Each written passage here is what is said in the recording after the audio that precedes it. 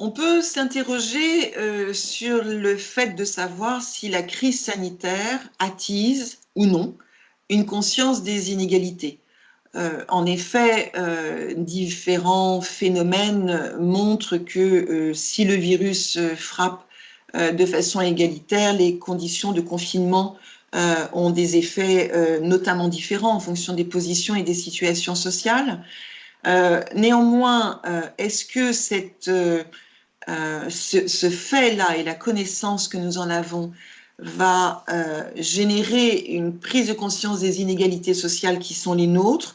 Vraisemblablement oui à court terme, j'ai beaucoup de doutes à moyen et à long terme.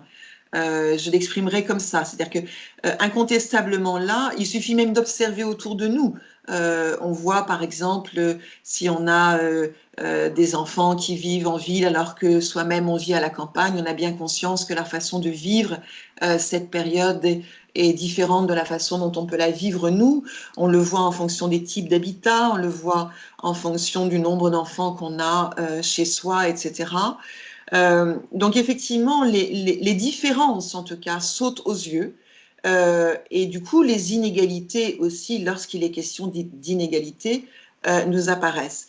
Donc, il y a une sorte de conscience provisoire, ça c'est indubitable, d'autant qu'elle circule dans le débat public. Elle est dite, elle est montrée, il y a des comparaisons qui sont faites, à commencer d'ailleurs par les âges, tout simplement, le fait que le virus frappe parmi nous, les anciens, les personnes âgées, les personnes vulnérables.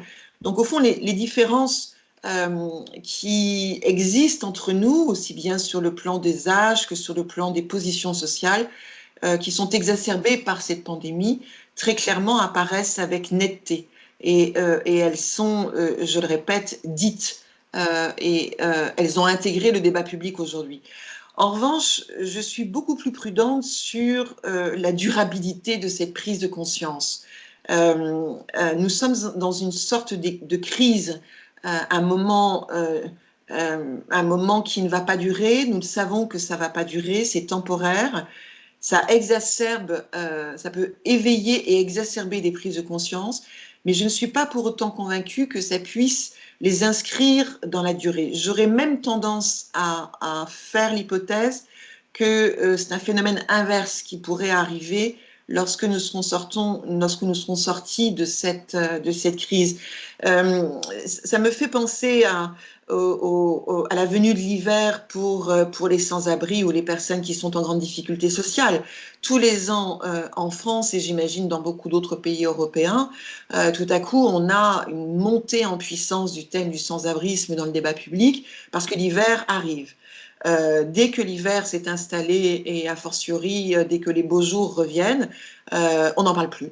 Voilà, c'est ce que j'appelle des prises de conscience Kleenex au fond, c'est-à-dire que ce sont des grands moments d'émotion collective qui parfois, heureusement, sont suivis de prises de décision et d'élaboration de dispositifs et de politiques publiques, mais on sait aussi que ces grands moments d'émotion collective peuvent devenir des espèces de pétards mouillés qui s'éteignent aussi vite qu'ils se sont allumés.